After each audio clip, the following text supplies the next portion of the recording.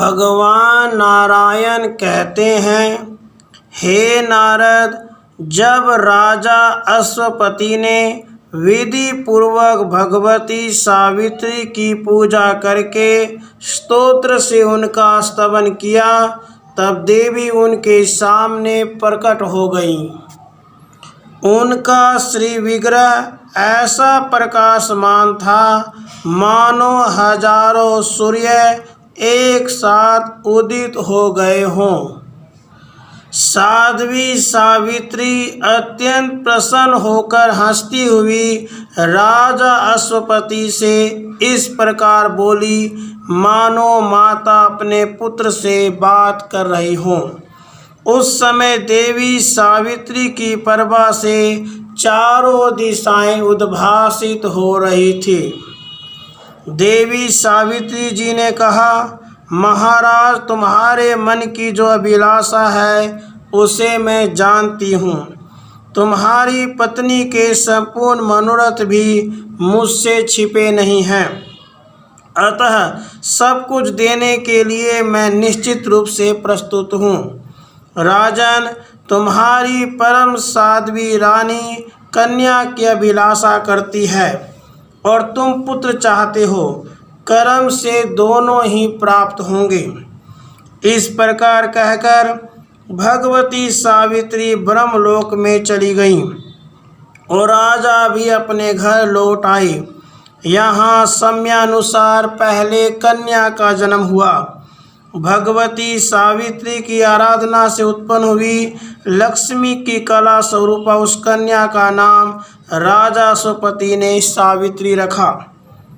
वह कन्या समयानुसार शुक्ल पक्ष के चंद्रमा के समान प्रतिदिन बढ़ने लगी। समय पर उस सुंदरी कन्या में नव यौवन के लक्षण प्रकट हो गए। ध्युमसेन कुमार सत्यवान का उसने पति रूप में वर्ण किया, क्योंकि सत्यवान सत्यवादी, सुशील एवं नाना प्रकार के उत्तम गुणों से संपन्न थे। राजा ने रत्नमय भूषणों से अलंकृत करके अपनी कन्या सावित्री सत्यवान को समर्पित कर दी।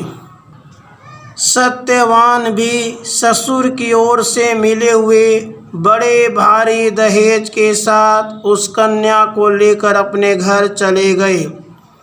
1 वर्ष व्यतीत हो जाने के बाद सत्य पराक्रमी सत्यवान अपने पिता की आज्ञा के अनुसार हर्षपूर्वक फल और ईंधन लाने के लिए अरण्य में गए। उनके पीछे साध्वी सावित्री भी गई। देववश सत्यवान वृक्ष से गिरे और उनके प्राण प्रयाण कर गए। मुने यमराज ने उनके अंगुश सदृश जीवात्मा को सूक्ष्म शरीर के साथ बांधकर यमपुरी के लिए प्रस्थान किया। तब साध्वी सावित्री भी उनके पीछे लग गई।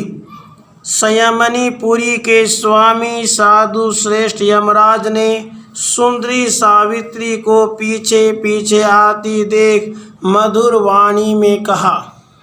धर्मराज जी ने कहा, हे सावित्री, तुम इस मानव देह से कहाँ जा रही हो? यदि पति देव के साथ जाने की तुम्हारी इच्छा है तो पहले इस शरीर का त्याग कर दो। मर्त्य लोक का प्राणी इस 5 भौतिक शरीर को लेकर मेरे लोक में नहीं जा सकता। नश्वर व्यक्ति नश्वर लोक में ही जाने का अधिकारी है। साध्वी, तुम्हारा पति सत्यवान भारतवर्ष में आया था। इसकी आयु अपूर्ण हो चुकी है, इसलिए अपने किए हुए कर्म का फल भोगने के लिए अब वह मेरे लोक को जा रहा है। प्राणी का कर्म से ही जन्म होता है, कर्म से ही उसकी मृत्यु भी होती है। सुख, दुख, भय और शोक ये सब कर्म के अनुसार प्राप्त होते हैं। यह कहकर यमराज जी मौन हो गए। तब सावित्री जी ने कहा, प्रभु आप ज्ञान के अथाह समुद्र हैं। अब मैं इन अपने प्राणनाथ और आपको छोड़कर कैसे कहाँ जाऊं। भगवान नारायण जी कहते हैं, नारद, सावित्री के वचन सुनकर यमराज के मन में बड़ा आश्चर्य हुआ। वे हंसकर प्राणियों के कर्म विपाक कहने के लिए उद्यत हो गए। धर्मराज जी ने कहा, प्यारी बेटी, अभी तुम हो तो अल्प वय की बालिका, किंतु तुम्हें पूर्ण विद्वानों, ज्ञानियों और योगियों से बढ़कर ज्ञान प्राप्त है। पुत्री, भगवती सावित्री के वरदान से तुम्हारा जन्म हुआ है। तुम उन देवी की कला हो। राजा ने तपस्या के प्रभाव से सावित्री जैसी कन्या रत्न को प्राप्त किया है। जिस प्रकार लक्ष्मी भगवान विष्णु के, भवानी शंकर के, राधा श्री कृष्ण के, सावित्री ब्रह्मा के, मूर्ति धर्म के, शत्रुपा मनु के, देवहूति करदम के, अरुंधति वशिष्ठ के, अदिति कश्यप के, अहिल्या गौतम के, सची इंद्र के, रोहिणी चंद्रमा के, रति कामदेव के, स्वाहा अग्नि के, सवधा पितरों के, संज्ञा सूर्य के, वरुणानी वरुण के, दक्षिणा यज्ञ के, पृथ्वी वाराह के और देवसेना कार्तिकेय के पास सौभाग्यवती प्रिया बनकर शोभा पाती है। तुम भी वैसी ही सत्यवान की प्रिया बनो। मैंने यह तुम्हें वर दे दिया। महाभागे, इसके अतिरिक्त भी जो तुम्हें अभिष्ट हो वह वर मांगो। मैं तुम्हें सभी अभिलषित वर देने को तैयार हूँ। सावित्री जी बोली, महाभाग, सत्यवान के औरस अंश से मुझे 100 पुत्र प्राप्त हो, यही मेरी अभिलषित वर है। साथ ही मेरे पिता भी 100 पुत्रों के जनक हों। मेरे ससुर को नेत्र लाभ हो और उन्हें पुनः राज्यश्री प्राप्त हो जाए, यह भी मैं चाहती हूँ। जगत प्रभु सत्यवान के साथ मैं बहुत लंबे समय तक रहकर अंत में भगवान श्री हरि के धाम में चली जाऊं, यह वर भी देने की आप कृपा करें। सूर्य पुत्र यमराज जी ने सावित्री के पति सत्यवान को जीवन प्रदान करके सावित्री को शुभ आशीर्वाद दिया।